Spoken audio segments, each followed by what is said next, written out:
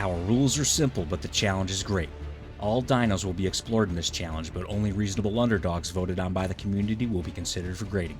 Equipped with official server cap saddles, our 19 contenders will be backed by the commanding presence of a loyal Uranus providing that extra boost. All competitors will go into battle with food to provide a healing effect. Herbivores will have plenty of sweet veggie cakes, and carnivores and omnivores will have cooked meat. It's important to note that tames in this series aren't typically used during boss battles because of the amount of mutations you need to make them competitive. But all dinos competing will have around 23,000 health and 1200% melee. This will give them all a fair shot at defeating at least one of the Guardians. It won't always be feasible to reach these stats depending on the dinos I'm using, but I'll let you know the amount of mutations and levels it took in order to reach it. All competitors start out with 50 base health and melee and 40 points in everything else before I apply mutations and experience levels. You can decide on your own servers if the juice is worth the squeeze. Competitors are required to fight the megapithecus, broodmother, then dragon on all difficulties, starting with gamma, then beta, finishing with alpha. Their success will be annotated on this scorecard with a pass or fail system. Clearing all the bosses earns them a gold boom medal. Silver is awarded for clearing beta, bronze is for clearing gamma, and the chunk of shit is for an unworthy performance. Once all expansion creatures are finished, the gold medal winners will test their strength against the overseer for the finale. Now let's introduce our competitor and see if they have what it takes. Xiphactinus. This ferocious pack animal calls Ark's oceans its home and sometimes decides to flippity-flop onto land to frolic through the mejoberry bushes. The Xiphactinus can stay on land for a limited duration as it starts accruing damage from the moment it receives the landlubber debuff. The stats required for this competition were achieved with 34 mutations and 60 experience levels, 14 mutations and 30 levels went into health, and 20 mutations and 30 levels went into melee. Now let's see if they have what it takes. The green portal is up and the flopping fish are ready to, well, flop into the megapithecus arena and apparently do nothing. I don't quite understand how this is supposed to work since they, oh dear, there is no god here. Their movement is barely noticeable until they're hit by an enemy, then it's flopping fury time. The courage roar from Commander Utes combined with the huge pack bonus they receive equals a massive amount of damage. The best thing though, like most Ark Conditions creatures, their attacks actually hit the target. It's going to be interesting to see if they can last in the later stages with their health pool ticking down. For now though, that's an easy pass. The Gamma Broodmother is up next, and the Undercudas execute their signature limp fish maneuver to lure in the Broodmother before they spring their trap. Surrounding her isn't really going to be doable, but that's okay, because the Gamma Broodmother brought a fart to a shit fight, and the Undercudas immediately start demolishing her. These boys absolutely shred anything that gets in their way, and for underwater fights, these guys are actually even more vicious. It's crazy to think that a creature that isn't meant to be on land can do this much damage. The Undercuda chews through the Gamma Broodmother, earning a pass. The Gamma Dragon is up next, and well, maneuverability is super important against the dragon.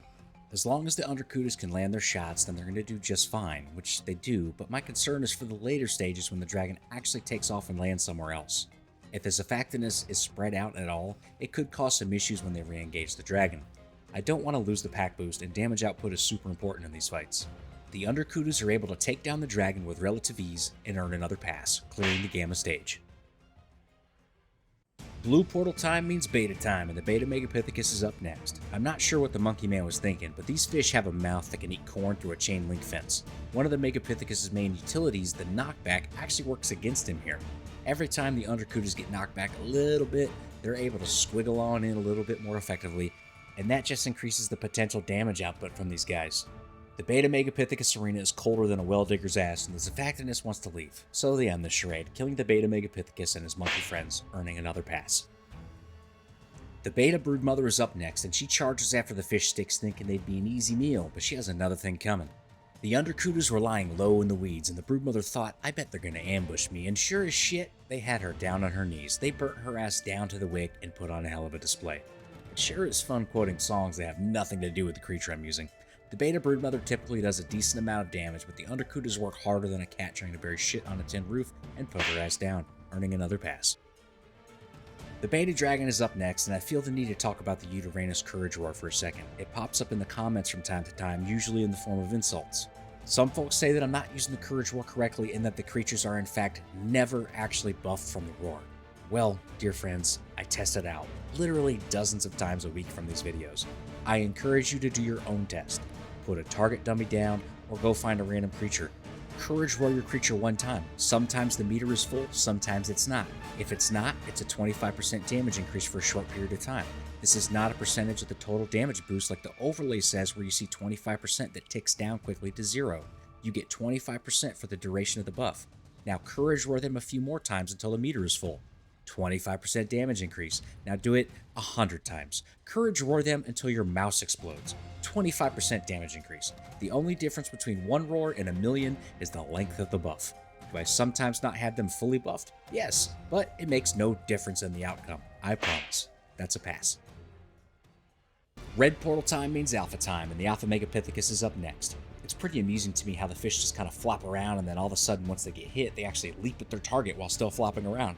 The health ticking down from the landlubber debuff isn't as significant as I expected, yet I knew that it would be a problem against the alpha dragon, maybe, but the alpha megapithecus is no match for these spicy perch, and they shred his ass down to the bone, earning another pass.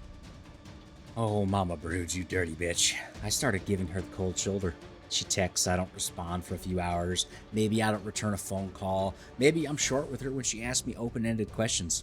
It started working, but she actually kind of started acting a little crazy. She started calling and hanging up. Sometimes I'd hear heavy breathing on the other line.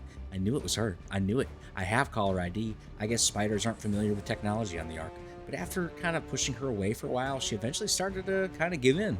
She sent me some naughty pics and asked me to come over to the cuddle cave. She asked me to bring over a tub of lard and a couple umbrellas, which is usually a sure sign that I'm going to get lucky. Little did she know I had a plan up my sleeve. You see, I don't forgive that easy. And I've been pretty anxious to get back at her. I started to seduce her and I whispered dirty things in her ear like bare feet at a gas station. Muddy shoes on your carpet.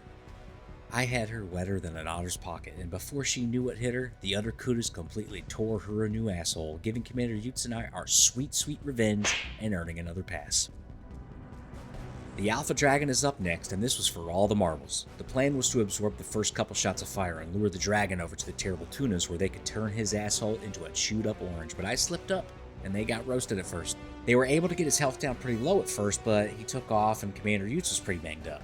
It was going great, and then the dragon landed, and I was pretty worried. The undercutas were super spread out, and it took a while to get them all engaged.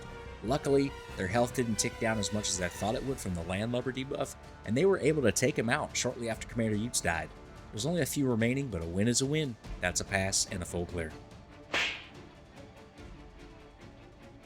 Heading over to the scoreboard, the undercutas are awarded a gold boom medal. This video was a ton of fun, and honestly, these guys clearly belong in water because they are much more powerful there, which is kind of a scary thought. In order to get them into the boss fight, it's a long journey from the water to the portal. You can't just uncryopod them on land. You're literally going to have to flop them one by one up to the terminal. You'll need a Deo down with a ton of food to keep them healthy, and honestly, it wouldn't hurt to bring one into the fight. If you wanted to use these guys for a challenge, I would actually highly recommend it. If you haven't seen yet, my Aberration series is live on Saturday evening, so please feel free to stop in and say hello. It's the perfect time to relax after a long week. Grab your favorite beverage and join me for some fun. If you're new to the channel, consider subscribing to help this community grow. Thank you so much for watching, and I'll catch you on the next one.